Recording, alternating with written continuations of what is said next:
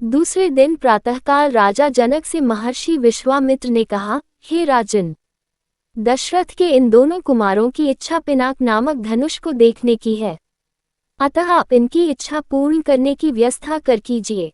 राजा जनक के कुछ कहने से पूर्व ही राम ने कहा, हे नरश्रेष्ठ, पहले आप हमें पिनाक का वृतांत सुनाइए। हमने सुना है कि पिनाक शंकर जी का प्रिय धनुष है। शिव जी के पास से यह आपके पास कैसे आया? इस पर मिथिलापति जनक बोले, हे राम, एक बार प्रजापति दक्ष ने एक बड़ा विशाल यज्ञ किया। दक्ष जी शंकर जी के श्वसुर थे। अपने जामाता से अप्रसन्न के कारण उन्होंने उस यज्ञ में न तो शिव जी को आमंत्रित किया और न ही अपनी पुत्री सती को। पति के समझाने बुझाने की परवाह न करके सती अपने पिता के यहाँ यज्ञ में पहुंच गईं। वहां सती का बहुत अपमान हुआ। सती ने देखा कि देवताओं के लिए यज्ञ का जो भाग निकाला गया था उसमें शिव जी का भाग था ही नहीं।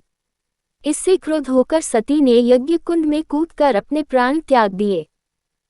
महादेव जी के गणों ने, जो सती के साथ राजा दक्ष के यहाँ आए थे, लौटकर महादेव जी को सारा वृतांत बताया।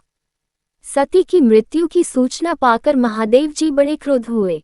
उन्होंने राजा दक्ष की यज्ञ भूमि में जाकर उस यज्ञ को नष्ट कर डाला। फिर वे अपना पिनाक नामक धनुष चढ़ाकर देवताओं को मारने के लिए अग्रसर हुए, क्योंकि देवताओं ने उस यज्ञ का भाग महादेव जी को नहीं दिया था। महादेव जी का ये रौद्र रूप देखकर सारे देवता बहुत भयभीत हुए। देवताओं ने अनुनय विनय करके महादेव जी का क्रोध शांत कराया। क्रोध शांत होने पर महादेव जी ने पिनाक को देवताओं को दे दिया और कैलाश पर्वत पर लौट गए। देवताओं ने उस धनुष को हमारे पूर्व पुरुष देवरात को दे दिया। तभी से वह धनुष हमारे यहाँ रखा है। हमारे पूर्वजों का स्मृति चिन्ह होने के कारण हम इस धनुष की देखभाल सम्मान के साथ करते आ रहे हैं। इसी बीच एक बार हमारे राज्य में अनावृष्टि के कारण सूखा पड़ गया, जिससे प्रजाजनों को भयंकर कष्ट का सामना करना पड़ा। उस कष्ट से मुक्ति पाने के लिए मैंने एक बहुत बड़ा यज्ञ किया। पुरोहितों के आदेशानुसार मैंने अपने हाथों से खेतों में हल चलाया। हल से भूमि खोदते खोदते भगवान की इच्छा से मुझे एक परम रूपवती कन्या प्राप्त हुई।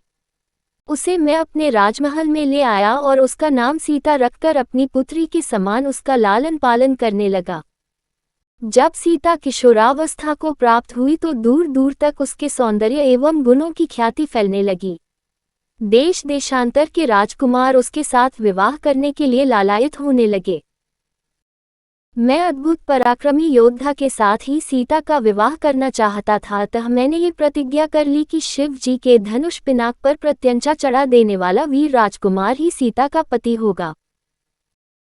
मेरी प्रतिज्ञा की सूचना पाकर सहस्त्रों राजकुमार और राजा महाराजा समय समय पर अपने बल की परीक्षा करने के लिए यहाँ आए, किंतु पिनाक पर प्रत्यंचा चढ़ाना तो दूर, वे उससे तिल भर खिसका भी न सके। जब वे अपने उद्देश्य में इस प्रकार निराश हो गए तो वे सब मिलकर मेरे राज्य में उत्पात मचाने लगे। मेरे प्रदेश को चारों ओर से घेर लिया और निरीह प्रजाजनों को लूटकर आतंक फैलाने लगे। मैं अपनी सेना को लेकर उनके साथ निरंतर युद्ध करता रहा। वे अनेक राजा थे, उनके पास सेना भी बहुत अधिक थी, इसलिए इस संघर्ष में मेरी बहुत सी सेना नष्ट हो गई। इस पर मैंने भगवान को सहारा मानकर उनकी तपस्या की। मेरी तपस्या से प्रसन्न होकर भगवान ने मुझे देवताओं की चतुरंगिनी सेना प्रदान की। उस सेना ने आताए राजाओं के साथ भयंकर युद्ध किया और सभी उपद्रवी राजकुमारों को भगाया। उनके भाग जाने के बाद मैंने सोचा कि एक विशाल यज्ञ करके इस अवसर पर ही अपनी प्रतिज्ञा पूरी करूं और सीता का विवाह कर निश्चिंत हो जाऊं। इसीलिए मैंने इस महान यज्ञ का आयोजन किया है। अब जो कोई भी महादेव जी के इस धनुष की प्रत्यंचा चढ़ा देगा, उसी वीर पुरुष के साथ मैं अपनी अनुपम गुणवती पुत्री सीता का विवाह करके निश्चिंत हो जाऊंगा।